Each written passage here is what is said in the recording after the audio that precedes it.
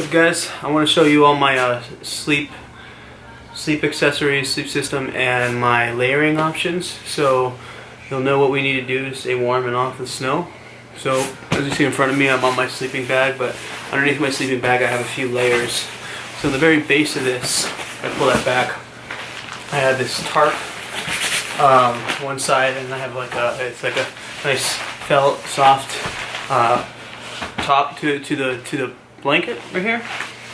And so on top of that I just have a Thermarest, or it's like a foam pad, and I have a self-inflating, like inflated air mattress, or you can use anything, but basically you want to make a few layers. My bag itself, I just have a 20-degree bag, so I pull this back and I pull this back here, and then I have a mummy liner in here which adds 25 degrees to 20 degrees, so it brings this about down to 0 degrees or -5 degrees. And then I have, has a built-in blanket, and then the actual bag itself. So that's all that I'm going to use in terms of maybe having a pillow and then using my layering stuff for sleeping. But what's key is that I'm elevating myself from the ground, and I have plenty of layers to keep warm in the elements if there's no fire or anything outside. So next, let's talk about the clothing. So first off, I guess the best thing to talk about is the jackets. So the key is to have about 4 or 5 layers, and I have a few different options I'll show you guys here. So for a base layer, meaning the shirt on your back, it should be like a nice, like light running shirt. Like this is just it's a workout shirt, so it's gonna dry fast if you sweat in it. It's not no cotton, that's the trick. So that's gonna go on the base right here, and then on top of that, if you want to, you can do a few options. You can do like a fleece. So this is just a outdoor research fleece, and that will go on top of that. Or you can do something like a synthetic blend, which kind of has a fleece liner in the inside, but then the outside is more of a stretchy material. And so this can also be your second option. And then third option, this is a micro down. This is really, really warm if you insulate it. This is going to be your mid layer on top of the fleece or you have that will keep you warm. And then alternatively, you can also have another insulator piece. So this is a synthetic. It's not as this is going to be warmer than this one, but you can layer these, so you can put this one under this one and wear this on top as a shell. The only thing you have to think about is the waterproof at that point, because it'll be warm enough. So you can just do a regular rain jacket shell, and this will just be your top layer that will keep you dry while these layers keep you warm.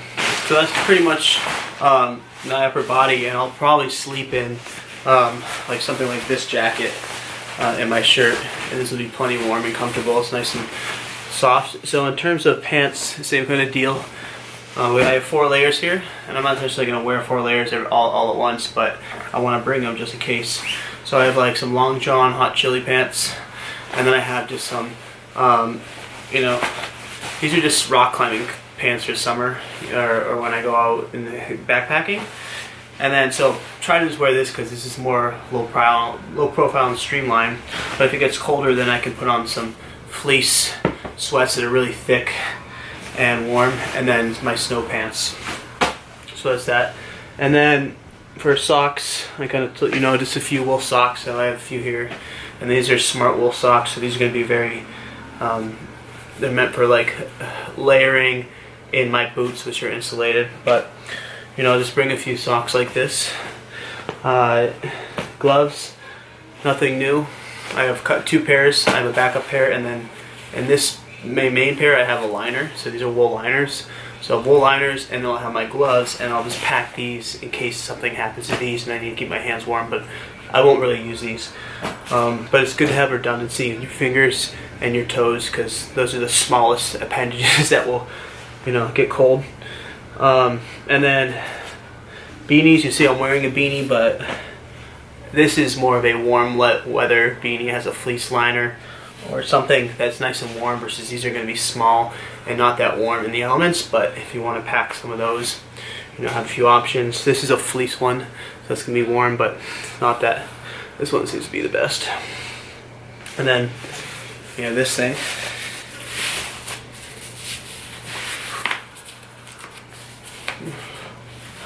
So this is probably for the most extreme elements.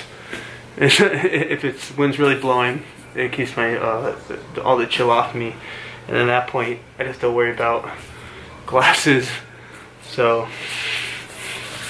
that face mask, and then I can just wear regular glasses with all that, or then I have your snowboarding goggles, which will be fun if it's snowing out and give you a lot more vision and keep your face warm. So I'll probably bring these and wear these if it's snowy, and if it's just a sunny day, just wear the glasses. And then lastly, the only thing that we didn't talk about is boots. Probably one of the most important things. These are insulated Merrells, 110 bucks, right? And so they have a reflective sole, so the heat off your foot gets kind of bounced back at you. Really hard outer shell, waterproof, warm, and more than likely I'll use the Smartwool socks in them, but if I get cold then I'll switch to bigger, thicker ones, or maybe a couple layers and just cram them in here. So keep that in mind, that if you have a 10 foot or size 10 shoe with a couple of socks, it may get tight with an insulated boot, so something to be wary of. You may want to get a size bigger, but not always the case.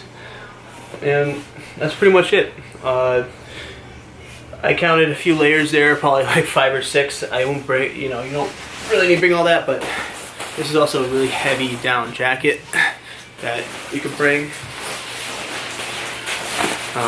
if it really gets cold, and on top of all those layers, and just to stay warm. So that's pretty much it. If you can cover that stuff, then we'll have a sled for the wood and the fire, and the food and the stove and all the stuff where we don't have to pack that. We can just pack all this stuff you see here. I can pack it in my backpack and then leave all the other stuff like the cookware and the tents and stuff on the sled and just pull it in. So that's pretty much it. So